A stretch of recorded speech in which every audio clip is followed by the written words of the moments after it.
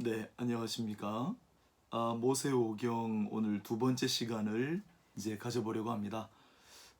모세오경 강의하는 교회에 비치되어 있으니까 혹시 없는 분들은 강의안을 받으셔서 참고하시면 좋겠고, 모세오경 강의안은 원래 제일 처음에 오경 서론이 있습니다. 그런데 우리 지금 지난번 강의 시간에는 다루질 않았는데요. 모세오경 서론 부분에는 제일 중요한 게 문서설이라고 하는 겁니다. 모세오경을 모세가 다 적지 않고 각 작자 미상의 또 연대도 다른, 뭐 예를 들면 흔히 일컬어지는 J, E, D, P 문서와 같은 그런 파편의 문서들이 한데 합쳐져서 모세오경을 이뤘다. 그런 현대적인 경향이 있었는데 그 이야기를 조금 다루고 있습니다. 그리고 나머지 오경과 관련된 여러 가지 사항들을 조금 앞에 서론 부분에 적어놨는데요. 그건 후에 조금 책자로 좀 만들어서 원하는 분들에게 나눠드릴 예정이니까 그 책자를 참고하시면 될 것 같고요. 모세오경 실제로 그 내용 창세기만 해도 굉장히 방대한 내용이기 때문에 지난 시간에 우리 창세기를 바로 들어갔습니다만 창세기 1장, 2장 창조기사와 관련하여 지난 시간에는 성령과 관련된 부분까지 간단하게 다루었습니다. 다시 말씀드리지만 워낙 창세기 자체도 내용이 너무 방대해서 꼼꼼하게 구체적으로 다 살펴보기는 시간이 너무 부족하니까 지금 이 모세오경 강의의 주안점은 개념으로 읽는 모세오경입니다. 창세기 특히 처음으로 등장하는 개념들을 위주로 전체 성경의 맥을 좀 뚫어보자고 하는 그런 취지로 강의를 마련했으니까 잘 공감해 주시고 그렇게 따라와 주시면 좋겠습니다. 자, 오늘은 강의안을 보시면 에덴 동산 창세기 2장 8절로 17절까지 본문을 중심으로 시작하도록 하겠습니다. 혹 강의안이 없는 분들은 성경을 보셔도 되겠습니다. 자, 먼저 에덴 동산과 관련하여 4개의 강이 나오죠. 이 4강 중에 지금까지 우리가 알고 있는 강은 유프라테스 강과 티그리스 강입니다. 즉 에덴 동산은 이 강들의 발원지가 된다, 이런 얘기죠. 만일 지구상의 지표면에 큰 변화가 몇천 년 동안 혹은 몇만 년 동안 없었다면 지금 있는 유브라데스 강과 또한 티그리스 강의 그 발원지는 오늘날 터키 땅의 저 내륙 지방이 될 수밖에 없겠죠. 그래서 아마 에덴 동산을 실제로 존재하는 곳이다라고 파악한다면 그 에덴 동산의 위치는 오늘날 터키 땅 중북부 지방 어디쯤이 아닌가 그렇게 생각이 됩니다. 나머지 비손강, 기혼강이 하윌라 땅, 구스 땅을 둘렀다고 했는데 이 비손강과 기혼강의 위치는 우리가 확인하지 못하고 있습니다. 그런 정도로 하고 실제로 그 지리적인 위치 여부보다는 이 에덴 동산에 훨씬 더 중요한 신학적인 의미가 있죠. 그게 바로 성전으로서의 에덴 동산입니다. 이 강의를 통해서 또한 중점적으로 제가 다룰 내용이 개념, 중요한 성경적인 개념뿐만 아니라 그 성경적인 개념들을 우리는 개혁주의적인 신학의 관점으로 파악한다라는 사실이 또한 중요합니다. 중간중간에 제가 말씀드리겠습니다만은 우리는 종교개혁으로 태어난 개신교잖아요. 그런데 오늘날 개신교의 정체성에 대해서 잘 모르는 분들이 많습니다. 예를 들면 제가 노회에서 지금 이제 고시부에 있기 때문에 우리 장로고시 치신 분들 물론 문제도 출제하지만 제가 면접을 봅니다. 그러면 면접 볼 때 죄송한 말씀입니다만은 각 교회에서 장로고시 합격을 해가지고 최종 면접을 보는데 제가 물어보는 질문은 딱 2개입니다. 그 중에 하나를 대답하시면 2번째 질문을 하는데 이제까지 2번째 질문을 해드린 분은 없었습니다. 왜냐하면 첫 번째 질문을 거의 대부분 못 넘어가시기 때문이에요. 여러분, 우리는 종교개혁의 후예입니다. 그리고 개혁신학 또는 개혁신앙이라고 하죠. 그러면 개신교의 정체성은 뭘까요? 개혁신학이라고 하는 건 뭘 가리킵니까? 종교개혁의 5대 교리를 잘 알고 계시면 종교개혁의 적어도 3가지 원리 정도로만 잘 이해하고 계셔도 우리 개신교의 정체성을 아시는 겁니다. 근데 그걸 잘 대답을 못하세요. 한번 확인해 볼까요? 종교개혁의 5가지 혹은 3가지 원리가 뭐죠? 첫 번째가 뭡니까? 네, 오직 성경. 오직 말씀. 그리고 그 관련된 내용들입니다. 말씀이 육신이 되어 우리 가운데 거하심에 했으니까 오직 말씀은 오직 그리스도와 관련되는 말이고, 또한 그리스도를 믿음으로 우리가 의롭다함을 얻고 죄사함을 받죠. 그러니까 오직 믿음. 또한 연결하자면 믿음조차도 하나님 선물로 주시는 은혜니까 오직 은혜. 그리고 이 모든 것은 하나님의 주권과 영광 가운데 있다. 그래서 이 5가지 종교개혁의 원리, 이게 우리 개신교 신학의 뿌리가 되죠. 그런 개혁주의 신앙, 개혁주의 신학의 관점으로 모세오경을 읽어 나간다. 이게 이 강의의 주안점이다라는 거. 그리고 제가 2번째 질문이라고 했는데 그건 또 관련되는 부분에서 다시 한번 거론하도록 하겠습니다. 아무튼 에덴 동산의 신학적인 의미가 뭐냐? 에덴 동산은 성전의 모형이다라는 겁니다. 성전의 모양이다. 여러분 그 에덴 동산 이야기를 잘 보시면 아주 중요한 2개의 동사가 나옵니다. 히브리어로 하나는 아바드라는 동사고 또 하나는 샤마르라는 동사예요. 아바드라고 하는 동사는 우리가 보통 섬기다 그러죠. 에덴 동산에는 경작하게 했다 그렇게 나옵니다. 에덴 동산을 잘 관리하게 했다라는 뜻입니다. 아담으로 하여금 이 아바드라고 하는 이 말은 섬기다, 예배를 드리다도 물론 되고요. 그리고 명사형은 종이 됩니다. 그래서 아바드라는 말이 나오고 그 다음에 샤마르, 에덴 동산을 지키다 이렇게 나오죠. 이 지키다라는 말은 물론 적으로부터 위험으로부터 무언가를 보호하다라는 뜻도 되지만 어떤 특별한 명령, 특별한 계명을 준수하다, 지키다라는 단어도 물론 되죠. 그래서 이 샤마르, 아바드와 샤마르 이게 에덴 동산의 아담과 관련은 가장 중요한 2가지 동사거든요. 그러면 그걸 의미를 가만히 생각해 보면 이게 예배와 깊은 관련이 있겠구나 금방 알게 되시죠. 그래서 에덴 동산은 우리 신학적으로는 성전의 모형이다. 그리고 이 성전으로서의 에덴 동산, 아담이 추방되지 않습니까? 그 다음에 하나님께 주신 게 바로 모세오경을 통한 모세율법을 통한 성막이죠. 그 다음 그 성막이 다윗과 솔로몬 시대, 왕정 시대 성전으로 발전해 가고요. 그 다음에 오랜 세월 동안 성전으로 지속이 되다가 결국은 서기 70년에 로마에 의해서 완전히 성전이 부서지고 중간에 바벨론에 의해서 기원전 586년에 한번 성전이 부서진 적이 있습니다만은 재건축했죠. 그런데 서기 70년에 예루살렘 성전이 완전히 무너지고 난 다음 지금까지도 복구 못하고 있죠. 지금 그러면 예루살렘 성전을 예루살렘에 지으면 안 되는가? 아마 어려울 겁니다. 왜냐하면 그 자리에 이슬람 사람들이 또 성전처럼 여기는 모스크, 황금 모스크가 지어져 있기 때문인데 예루살렘 성전을 만약에 짓는다면 그 자리를 헐고 성전을 짓거나 아니면 그 옆에다가 또 지어야 되는데 이게 가만히 있겠습니까? 이슬람들이. 그래서 어렵다고 봅니다. 아무튼 성전은 무너지고 없습니다. 근데 예수님께서 이미 2000년 전에 말씀하셨어요. 이 성전을 헐라 내가 사흘 만에 다시 지으리라. 그러니 예수님께서 재정의하신 성전은 구약의 옛시대의 성막과 성전과는 다른 개념인 거죠. 그리고 고린도전서 3장 16절 6장에 보면 성도가 바로 성령이 거하시는 전이다. 즉 우리가 바로 성전이다라고 하는 개념이 등장하게 되죠.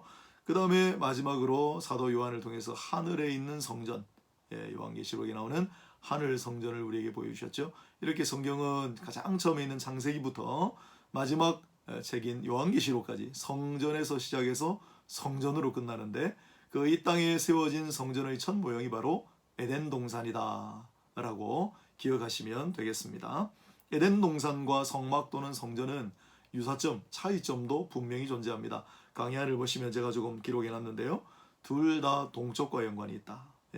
하나님은 동쪽문을 통해서 들어오신다라고 성막 성전과 관련해 특히 에스겔서에 그렇게 되어 있죠.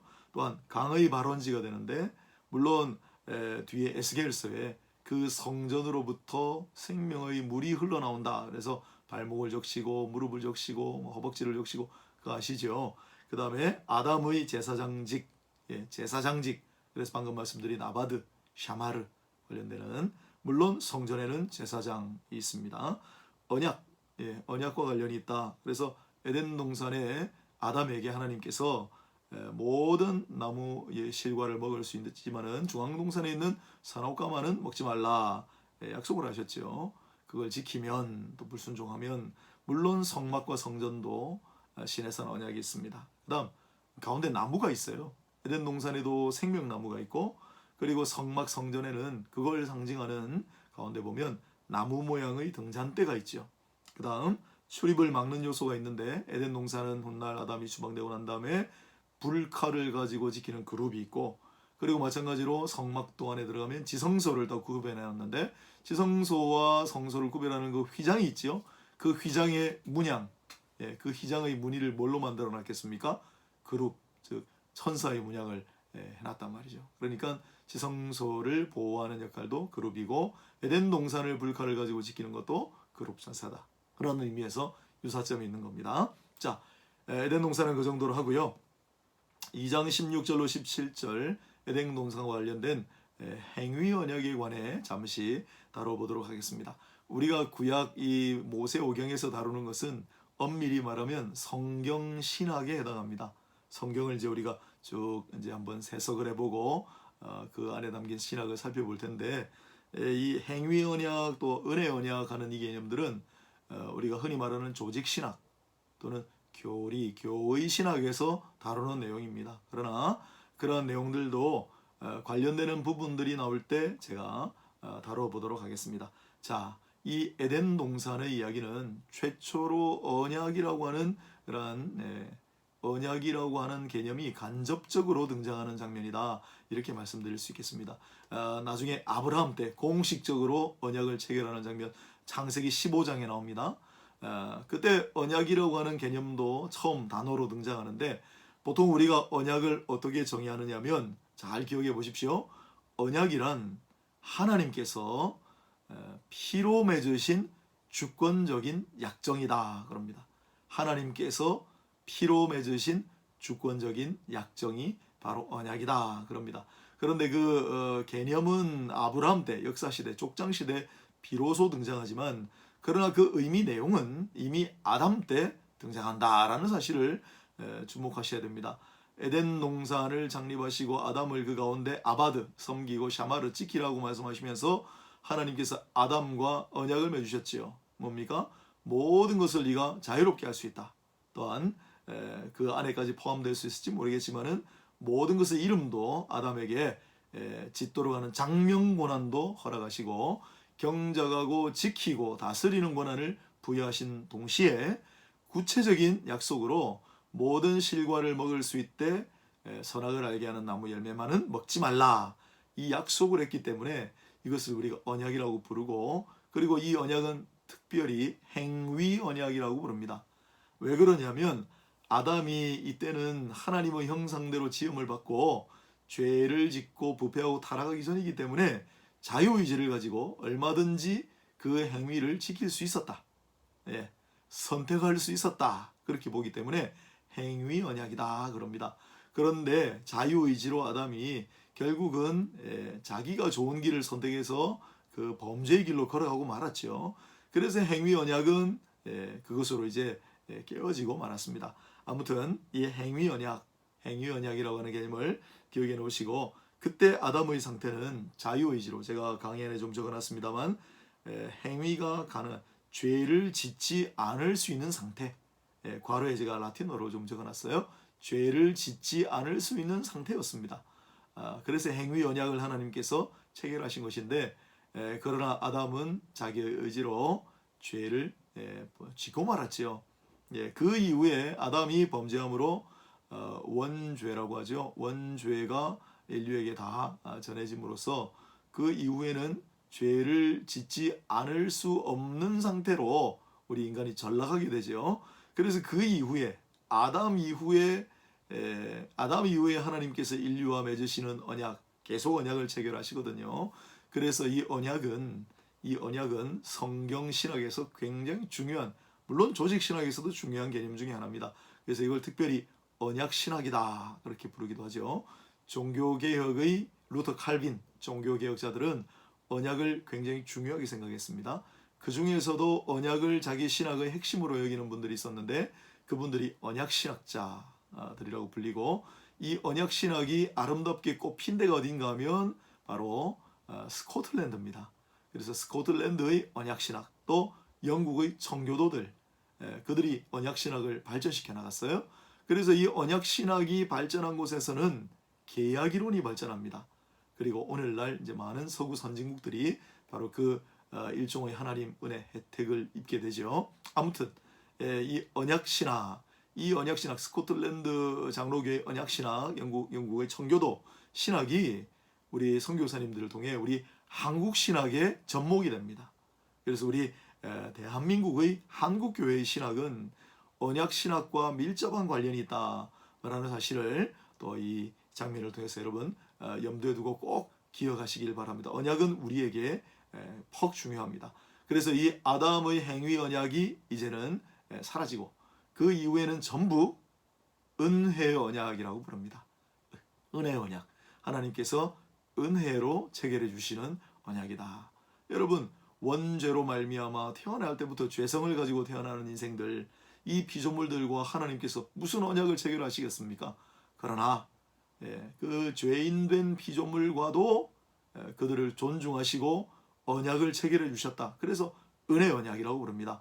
이 은혜 언약의 첫 번째 인간 당사자는 바로 노아죠. 노아 언약이라고 부르고, 그래서 홍수가 끝난 이후에 이 노아 언약의 증표로 영원한 언약이다라고 부르시면서 증표로 주신 것이 바로 무지개입니다. 그래서 노아 언약이라고 부르고요. 그 다음에 노아는 창세기 11장까지를 지난 시간에 원역사다라고 부른다고 말씀드렸는데, 원역사 시대 인물이기 때문에 역사시대, 그럼 성경 역사시대는 누구로부터 시작하죠? 아브라함부터 시작하죠. 그래서 하나님께서 아브라함과 맺으신 언약, 아브라함 언약이라고 부릅니다.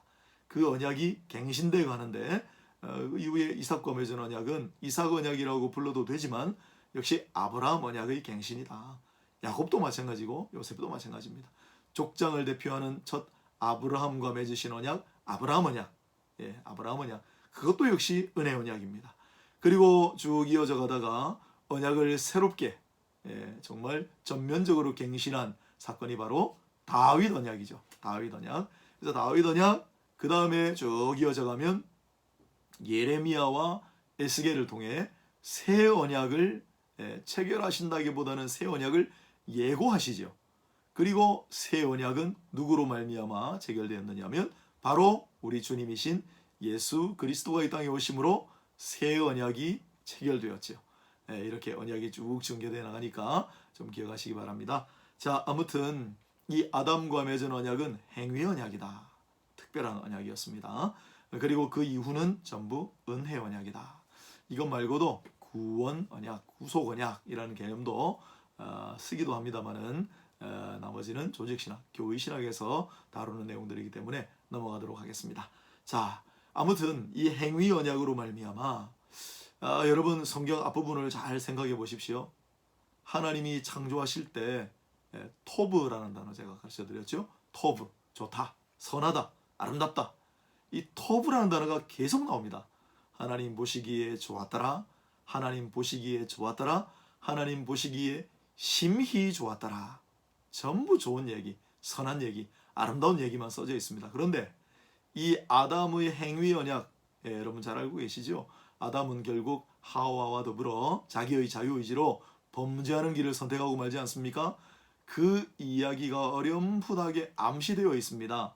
우리 국어 좋아하시는 옛날에 우리 국어 시간에 배운 바에 의하면 소설에서 특히 한참 뒤에 일어날 장면인데 무언가 소재, 어떤 물건 혹은 작은 사건을 가지고 뒤에 일어날 큰 일을 미리 암시하는, 그걸 복선이라고 하지 않습니까? 이 아담의 행위 언약, 아담과의 이야기 가운데는 그런 복선이 숨어 있습니다. 그게 뭐냐면 이 행위 언약 가운데 보면 17절, 2장 17절을 보시면 선악을 알게 하는 나무는 먹지 말라, 네가 먹는 날에는 반드시 죽으리라. 먹지 말라, 부정적인 그런 동사죠. 그리고 죽으리라. 불길한 전조곡이 아닐 수 없습니다. 이런 분위기는, 갑자기 등장한 이 뜻밖의 분위기는 후속 구절에서 계속 이어지는데요. 18절에 사람이 혼자 사는 것이 좋지 아니하니, 사람이 혼자 사는 것이 좋지 아니하니, 계속 좋다, 심히 좋다라고 말씀하시다가 이제 갑자기 좋지 아니하니, 부정적인 뉘앙스를 가진 말이 등장하게 됩니다. 그렇습니다. 첫사람 아담은 신인, 즉 Godman, 우리 예수 그리스도는 완전한 신이시고 완전한 인간이라고 불리죠. 첫사람 아담은 그렇지 못했습니다. 하나님의 형상을 닮은 상태로 창조되었지만은 결코 신이 될 수 없는 존재. 그것이 바로 하나님께서 창조하신 인간의 실체입니다. 그래서 하나님께서는 여자를 만드셨고, 그리고 이런 부정적인 다소 불길한 전조곡의 분위기 속에 인류의 범죄와 타락이 시작이 되는 겁니다. 따라서 행위 언약 자체가 그 은혜 언약의 복선이다, 이렇게 말씀드릴 수 있습니다. 행위 언약은 아담의 타락으로 말미암아 결국은 깨지고, 은혜 언약이 이제는 인간과 하나님 사이에 맺어지는 언약이 될 것이다. 그걸 어렴풋하게 암시하는 그런 내용이다 라는 거죠. 자, 이상으로 2장 행위 언약 관련된 내용을 마치도록 하겠습니다. 자, 계속해서 관련되는 본문들입니다. 방금 서두에 사람이 혼자 사는 것이 좋지 아니하니 그랬죠. 그래서 혼인제도, 아담과 하와를 만드시고 아담과 하와를 부부로 만드시는 혼인제도를 창설하시는 하나님의 역사에 대해서 잠시 살펴보고자 합니다. 자, 제가 마련한 강의 안에는 몇 가지 주제가 있는데, 첫 번째 주제가 창조의 역설이라고 되어 있습니다. 혼인제도는 창조의 역설로 시작한다, 제가 그렇게 적어놨죠. 왜냐? 창조는 보시기에 좋았더라 이렇게 되어 있는데, 혼인제도만큼은 보시기에 좋지 않았기 때문에 창설된 제도이기 때문입니다. 그렇다면 이것이 어떻게 된 연유인가? 하나님의 창조에 결함이 있는가? 그러면 하나님께서 애시당초부터 좋지 않은 것을 창조하셨는가? 그렇지 않습니다. 그렇지 않고 애초부터 이것은 좋았더라가 배제될 수밖에 없는 일이었다. 여러분, 하나님도 전능하시지만은 하나님도 하실 수 없는 일이 있습니다. 그것은 하나님의 존재, 하나님의 본질, 하나님의 속성과 어긋나는, 일치하지 않는 그런 일들은 하나님께서도 스스로 하실 수가 없습니다. 사람이 혼자 사는 것이 왜 좋지 아니한가? 왜 그럴까요, 여러분? 그것은 하나님 스스로, 하나님 자신이 홀로 존재하지 않으시기 때문입니다. 삼위일체, 우리 제일 처음에 삼위일체 개념을 다루지 않았습니까? 하나님은 한 분의 존재로 존재하실 수 있어요. 그러나 하나님은 처음부터 삼위일체의 하나님으로 존재하심을 우리에게 계시하셨습니다. 존재로서는 세위격이요, 본질 속성으로는 완전히 하나인 삼위일체의 하나님이십니다. 그러니 여러분 생각해 보십시오. 하나님도 삼위격의 하나님으로 존재하시는데 인간이 어떻게 홀로 존재하는 것이 좋다고 할 수 있겠습니까? 그래서 인간에게도 짝이 필연적으로, 그건 본질적으로, 속성적으로 당연히 있어야 하는 것이다 라는 겁니다. 그래서 아내 하와라고 나중에 불리죠. 여자를 만드신 것은 필연적인 귀결이다. 여기 여러분 혼인제도 창설해 보시면, 우리 결혼식 때 저도 주례 시간에 많이 이야기합니다만 돕는 배필이다 그러죠. 이 배필이라고 하는 단어, 에제르라고 하는 단어가요, 물론 에벤에셀이란 말에 등장합니다. 에벤이란 말이 돌이란 뜻이고요, 에제르란 말이 이게 바로 배필이란 말하고 같습니다. 돕는 배필에 나오는 그 단어인데요, 에셀. 이 배필이라는 말은 둘이 있어야만 하나의 개체로 존재하는 것. 즉, 우리 가위를 예로 들어볼까요? 여러분, 두 날이 있어야 가위라고 부르지 않습니까?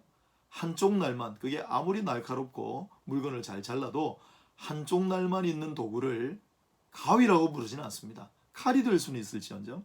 그렇지 않습니까?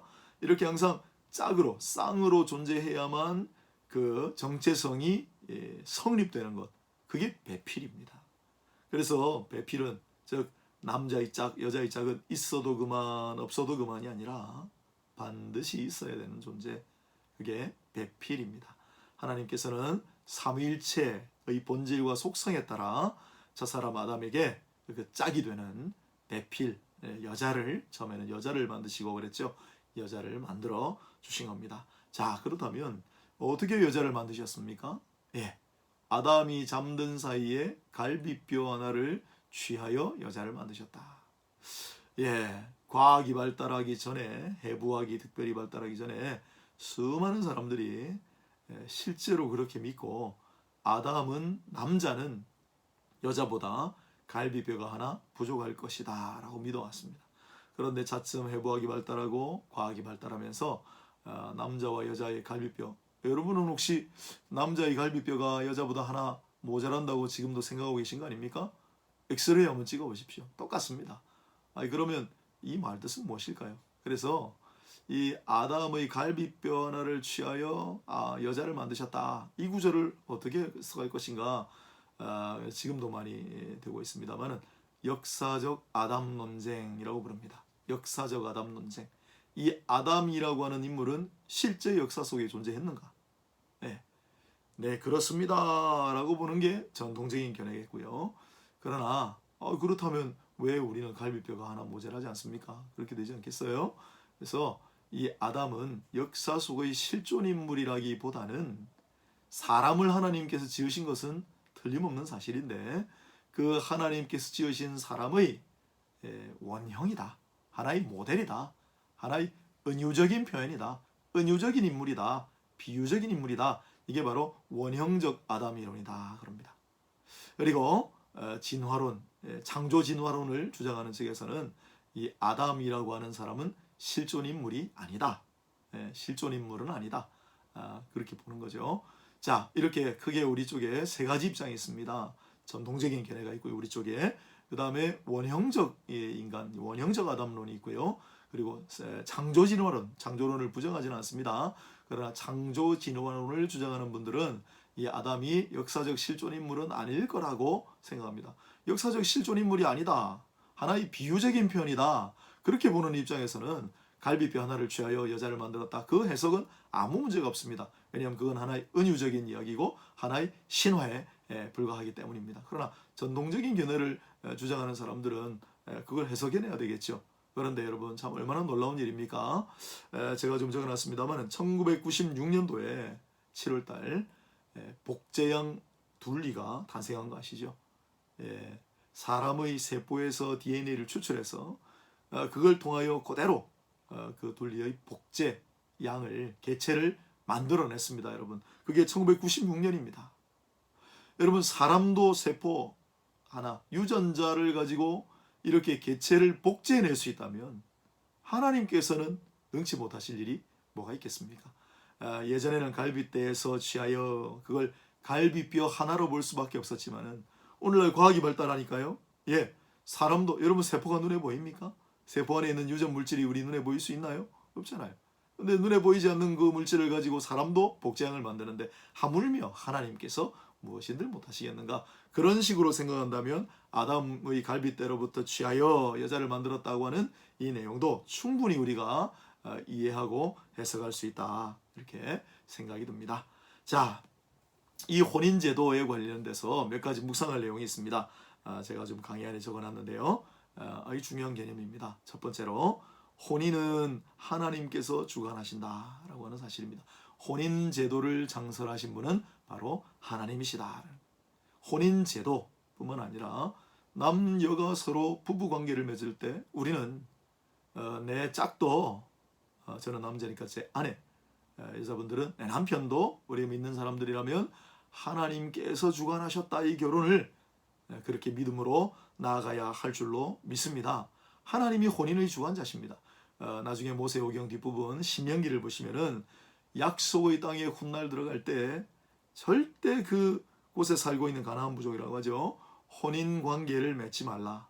신신당부하십니다.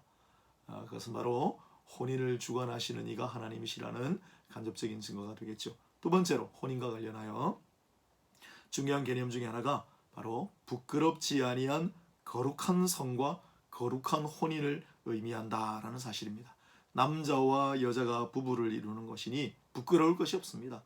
그것은 수치스러운 일이 아닙니다. 결혼은 이렇게 인간과 인간의 결합이요 또한 양성 간의 결합이다 라는 걸 선언하신 겁니다. 그러므로 혼인제도는 결코 동성 간의 결합이 될 수 없습니다. 하나님의 주관하신 혼인제도라면 그렇습니다.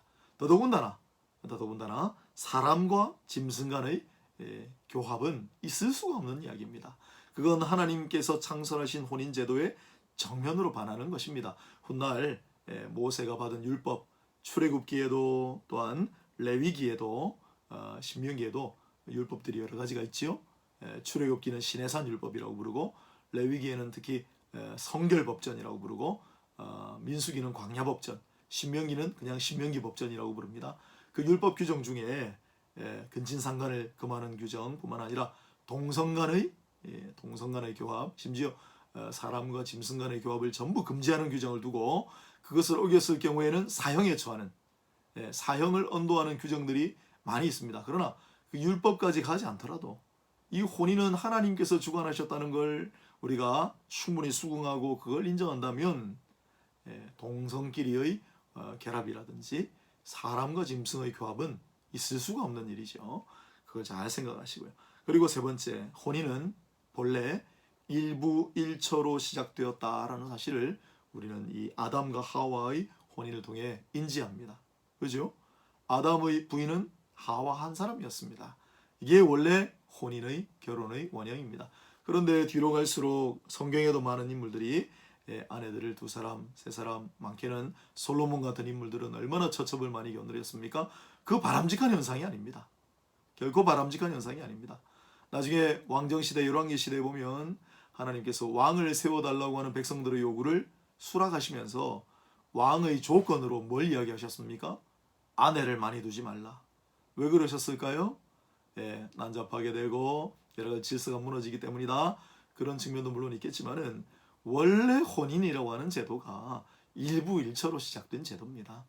그래서 그 훗날 여러 가지 일 때문에 비록 그게 흐려지는 그런 일은 많아도 결코 그 본질을 잊어서는 안 된다라는 가르침이겠죠. 자, 그 다음에 네 번째 주제로 부부도를 제가 적어놨습니다. 부부도. 제가 좀 강조하는 내용이기도 하고요. 오늘날 많은 현대교회들이 제자도를 강조합니다. 제자도, 제자의 길. 그러나 우리 교회에서 제가 계속 주장한 바대로 제자도 이전에 자녀도, 우리가 하나님의 자녀라는 정체성의 인식, 그리고 하나님의 자녀로서 어떻게 살아가야 할 것인가를 가르치지도 않고 거기에 대해서 심각하고 진지하게 생각해 보지도 않기 때문에 오늘날 여러분 제자 훈련을 받는 사람들은 한 교회에 많은 경우 30%, 40%. 그러면 나머지 제자 훈련을 받지 않는 사람들은 어떡합니까? 세상에 나가서 여러분 제자 훈련을 받지 않는다고 해서 마음대로 아무렇게나 살 수 있는 건 아닙니다. 왜? 하나님의 자녀이기 때문에. 제자 훈련은 시간이 되고 자기 마음이 움직이고 기도함으로 제자 훈련이 보통 빡빡하지 않습니까? 그렇게 취사 선택해서 받을 수 있다면 물론 다 받으시면 좋지만 이 제자도 말고 자녀도는 자녀 훈련은 면제될 수가 없는 것입니다. 하나님의 자녀의 정체성은 무엇인가? 하나님의 자녀로서 어떻게 살아가야 할 것인가? 자녀도 다음에 또 말씀드리고 신명기에 그게 많이 나와 있죠. 그 다음에 부부 혼인제도를 창설하셨기 때문에 부부로서 어떻게 살아가야 할 것인가? 참된 부부는 무엇인가를 우리는 좀 가르치고 배워야 합니다.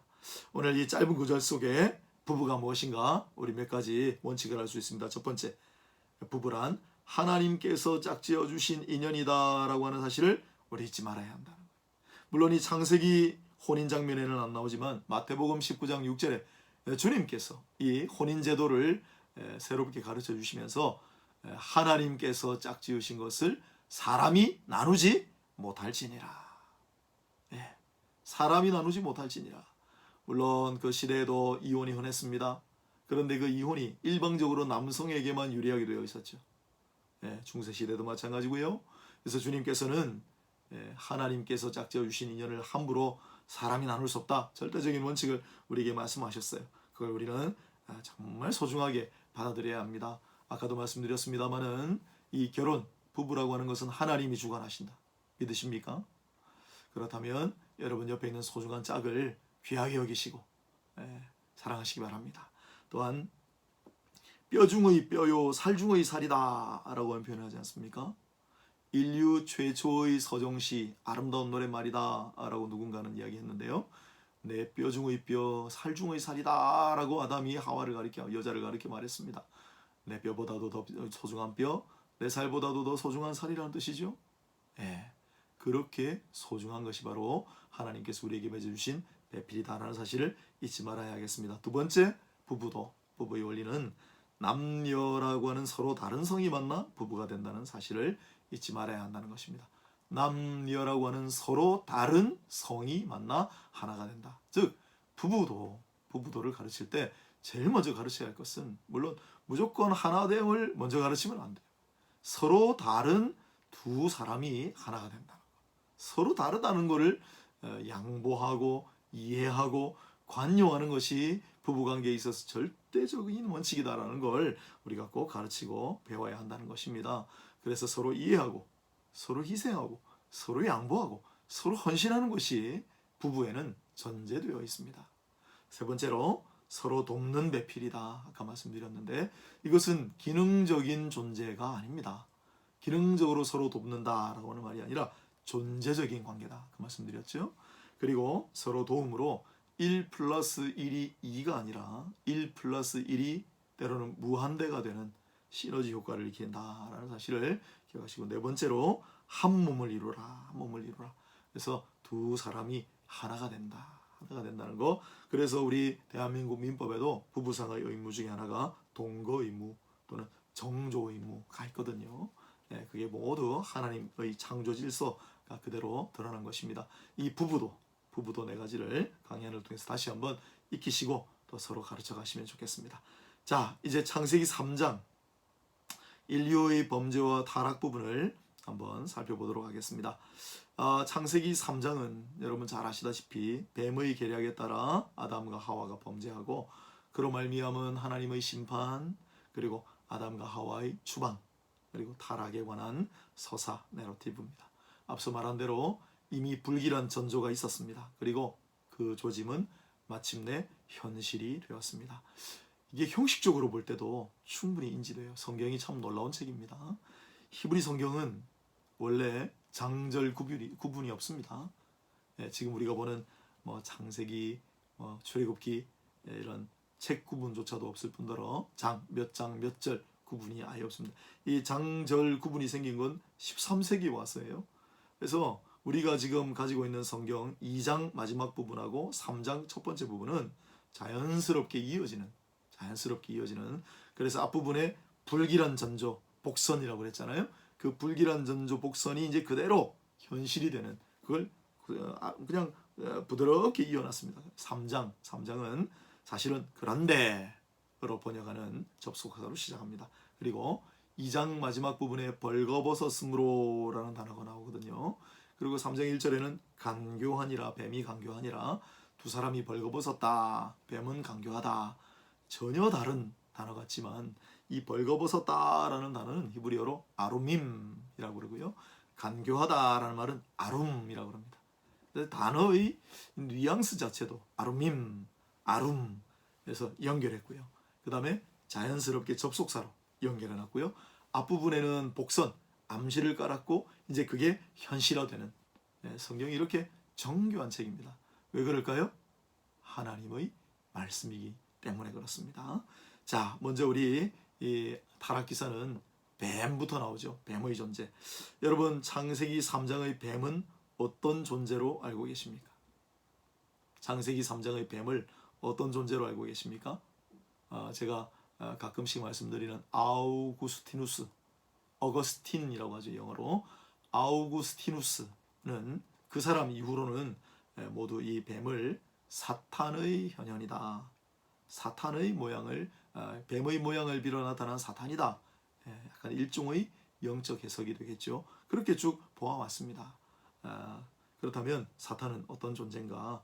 사실 우리가 이 사탄을 타락하고 추락한 천사로 다른 본문, 다른 맥락에서 그렇게 알고 있지만, 일단 지금 우리가 처음 이 창세기 기사를, 성경을 처음 본다고 생각하면 다른 부분을 모르고 지금 이 처음 등장하는 텍스트만으로는 사탄의 속성을 딱 하나 알 수 있습니다. 그게 뭐냐면 바로 거짓입니다. 거짓. 이 뱀은, 사탄이라고 한다면 뱀은 결국 등장하여 아담과 하와를 속임으로 말미암아, 거짓을 고하고 속임으로 말미암아 아담과 하와가 타락하도록 유도했죠. 그래서 예수님께서 이 사탄의 속성을 직접적으로 확인해 주셨습니다. 이게 요한복음 8장 44절인데 너희는 너희 아비 마귀에게서 났으니, 바리새인들에게 그 이야기 하시기 때문에 바리새인들이 분노한 발칵 뒤집어진 그런 말씀이죠. 너희는 너희 아비 마귀에게서 났으니 너희 아비 욕심대로 너희도 행하고자 하느니라. 여기 이제 마귀, 사탄이라고도 하죠. 사탄 마귀의 속성을 예수님께서 직접적으로 선포하십니다. 그는 처음부터 살인한 자요 진리가 그 속에 없으므로 진리에 서지 못하고 거짓을 말할 때마다 제 것으로 말하노니 이는 저가 거짓말장이요 거짓의 아비가 되었습니다. 거짓말장이라는 거예요. 예, 사탄의 속성은 거짓말이다. 여러분, 왜 사탄의 뱀이 거짓말을 했는지 아시죠? 아주 교묘하게 노골적으로 거짓말을 하면 아담도 눈치챘을 거예요. 아담은 지혜가 뛰어났죠. 모든 만물의 이름을 지을 만큼 그 존재와 본질의 속성에 딱 어울리는 이름을 지을 수 있을 만큼 아담은 탁월한 지혜를 가지고 있었습니다. 그런 아담이 어떻게 속아 넘어가겠어요? 그런데 굉장히 교묘하게 사탄이 뭐라고 합니까? 3장 1절을 보면 하나님이 참으로 너희에게 동산 모든 나무의 열매를 먹지 말라 하시더냐? 원칙과 예외를 뒤집어 놨죠. 하나님은 원칙적으로 자유를 주시고 하나 예외적으로 선악과를 따먹지 말라고 하셨는데 사탄은 뭐라고 합니까? 원칙이 먹지 말라고 하신 것이고 예외가 하나는 먹을 수 있다 또는 먹을 수 있다. 그렇게 뒤집어서 이야기한 거예요. 결국은 하와가 계략에 넘어갑니다. 그래서 하와가 이제 착각을 일으키고 그리고 선악과를 결국 따먹게 되고 아담이 또 따먹게 되고 그래서 결국 인류는 범죄하고 부패하고 타락하게 됐죠. 또한 뱀은 사탄은 하나님의 말씀을 왜곡시킨다. 왜곡시킨다. 그래서 앞부분에 동산 중앙에 있는 나무 열매는 하나님 말씀에 먹지도 말고 만지지도 말라 너희가 죽을까노라 3절에 여러분 앞부분에 행위 언약을 체결할 때 하나님께서 아담에게 하신 말씀 중에 만지지도 말라는 말씀은 없었습니다. 그런데 뱀은 만지지도 말라고 하셨지 않느냐라고 여러분 뒷부분에도 있습니다만은 오경에도 나옵니다. 하나님의 말씀을 가감하지 말라. 그게 결국은 요한계시록 마지막 부분에도 있지 않습니까? 하나님의 말씀을 가감하지 말라. 그런데 처음 등장하는 장면의 뱀 사탄은 그 말씀 하나님의 말씀을 가감하는 일부터 자기가 시작합니다. 그리고 왜곡시키는 점. 그래서 너희가 결코 죽지 아니하리라. 하나님께서는 너희가 그것을 따먹으면 죽으리라 말씀하셨는데 사탄은 죽지 않는다. 하나님께서 괜히 엄포만 놓으신 건데 왜냐하면 너희가 그것을 따먹으면 너희가 하나님처럼 될까봐 겁주시려고 하는 거지 죽지 않는다. 오히려 너희 지혜가 밝아져서 하나님처럼 될 것이다. 왜곡시키는 거죠. 이게 사탄이 하는 일입니다. 우리가 이것을 정확하게 분별하여 사탄의 그 계략 가감하고 왜곡시키고 하는 그래서 거짓을 말하는 이 사탄의 전략을 잘 이해하시고 바른 분별력을 가지고 하나님의 진리 위에 서가시기를 바랍니다. 자, 이렇게 해서 하나님의 재판정이 서게 됩니다. 이 하나님의 재판정이 굉장히 재밌습니다. 하나님께서 직접 신문하십니다. 3번 물으십니다. 네가 어디 있느냐? 아담과 하와에게 네가 어디 있느냐? 네가 먹었느냐? 11절 그리고 13절 네가 어찌하여 이렇게 하였느냐? 여러분 어디 숨었는지 왜 모르시겠어요? 먹었는지 안 먹었는지 왜 모르시겠어요? 왜 그랬는지 어찌 모르시겠습니까? 다 알고 계시죠. 하나님께서 물으시는 이유는 당사자들의 입으로 또한 정직한 마음으로 죄악을 고백하고 회개하기를 바라시는 거예요. 그러나 궁색한 답변이 이어집니다. 잘 아시죠? 하와는 아담에게 떠넘기고 아담은 뱀에게 떠넘기고 이걸 우리가 신학적인 표현으로 전가라고 하죠. 피고들은 서로 책임을 전가하기 바빴습니다. 전가. 그래서 결국 이들이 전가하는 모습을 보고 하나님께서 취하신 조치가 바로 너희들이 전가하는구나. 그러면 내가 영원토록 전가하게 해주마. 그게 죄의 전가예요. 그래서 사람은 태어나면서부터 아담의 하와의 원죄를 전가받게 된 거예요. 죄의 전가입니다. 이건 영원히 우리가 끊을 수 없는 사슬이고 굴레예요. 그러면 우리가 언제 이것에서 벗어날 수 있느냐? 바로 둘째 아담으로 오신 새로운 아담으로 오신 예수 그리스도께서 의를 이루심으로 그 의가 우리에게 전가되게 하시는 하나님의 역사 외에는 끊을 수가 없는 골이다. 그걸 우리가 의의 전가다 그러잖아요. 죄의 전가는 아담으로 말미암은 죄의 전가는 그 선고는 결국 예수 그리스도로 말미암은 의의 전가의 새로운 선고로만 대체될 수 있다. 이게 바로 우리 개혁신학의 핵심 교리 중에 하나인 전가 교리가 되겠습니다. 그리고 이어지는 선고들, 뱀은 저주를 받고 여자는 산고의 고통을 앞으로 느끼게 될 것이고 남자는 수고하여 땀 흘리게 될 것이고 그리고 땅도 그로 말미암아 저주를 받게 될 것이고 마지막으로 죽음이 선고된다라는 거예요. 특별히 이 가운데 우리가 저주라고 하는 말을 한번 생각해 보고자 합니다. 이렇게 아라르라고 하는데요. 이 저주라고 하는 단어는 이와 같이 범죄자들에게 선고된 일종의 신적 재판 용어입니다. 그런데 이 저주가 이후에 계속 발전해. 첫 번째로는 원창조기의 저주인데 뱀의 저주, 그로 인한 땅의 저주, 그리고 11절에 보면 가인은 동생 아벨을 죽였죠. 그래서 가인이 받는 저주로 이어집니다. 그리고 역사시대, 족장시대에 저주라는 단어가 등장하는데 아브라함 언약이 아브라함 너를 축복하는 자를 내가 축복하고 복을 주고 아브라함 너를 저주하는 자에게 내가 저주하리라. 족장시대의 저주예요. 그리고 또한 신명기에도 보면 율법시대 넘어가면은 레위기도 물론 나옵니다만은 율법시대의 저주로 이제는 하나님의 말씀 율법을 순종하는 자들에게는 복을 주시고 불순종하는 자들에게는 저주를 선포하세요. 이렇게 저주의 발전사가 있습니다. 또한 죽음, 이 죄의 선고와 죄로 인한 심판의 선고, 최종 선고, 죽음도 죄와 함께 인류 역사에 들어왔습니다. 처음에는 죽음이 뭘 의미하는지 아무도 몰랐어요. 이 죽음의 위력을 아무도 몰랐습니다. 하지만 점차 죽음은 인생 가운데 왕노릇하게 되고요. 그리고 끊임없이 사람을 괴롭히고 찌르는 존재가 됩니다. 아무도 그 사망의 권세에서 벗어날 길이 없는 우리 인류의 최대의 대적이 되죠. 그런데 인생은 수고와 슬픔뿐이고 죄로 말미암은 죽음뿐이라면 무슨 소망과 위로가 있겠습니까? 그런데 이 하나님의 최초의 재판정에서 하나님께서는 그런 중에도 한 줄기 희망의 빛을 비추어 주신다라는 게 굉장히 중요합니다. 그게 바로 3장 15절에 있는 원시복음이라고 불리는 구절이죠.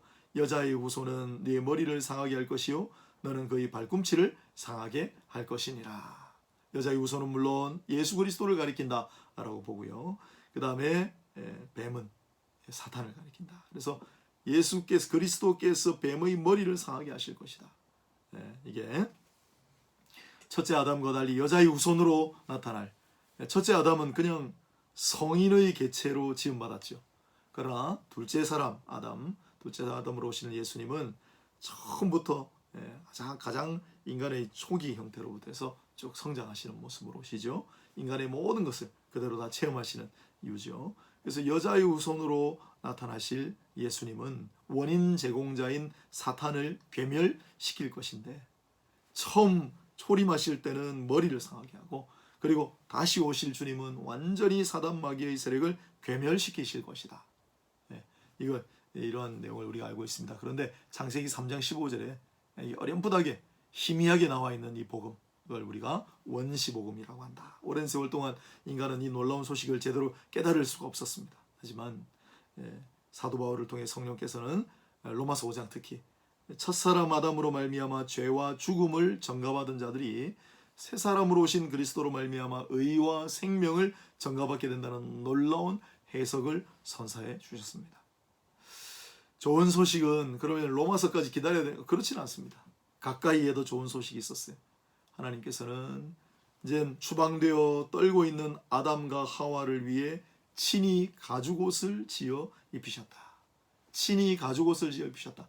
가죽은 동물 가죽 아닙니까? 그래서 많은 사람들이 이걸 통해서 동물 제사, 동물의 희생 이렇게 합니다만은 그러나 그러한 제물, 그러한 피부터 연상하실 필요가 없습니다. 하나님께서 아담과 하와를 긍휼히 여기셔서 그들에게 옷을 입히시고 그들을 돌보아 주신, 바라보아 주신 그 자체로 하나님은 죄를 범한 아담과 하와의 재판장으로서만이 아니라 그들을 지극히 아끼고 사랑하시는 아버지로서 자비와 긍휼을 베풀어 주신다는 사실을 우리가 깨달을 수 있기 때문입니다. 창세기 3장 죄와 또한 그로 말미암은 죽음, 하나님의 재판정 여러 가지 이야기들을 잠시 나누어 보았습니다. 제가 간단하게 말씀드렸지만 강의 안에는 조금 자세한 내용들이 나오니까 여러분들 강의 안을 참고하시고, 그리고 다음 시간에는 4장 가인과 아벨의 이야기부터 다시 이어가도록 하겠습니다. 여러분 수고하셨습니다. 감사합니다. 다음 시간에 또 뵙도록 하겠습니다.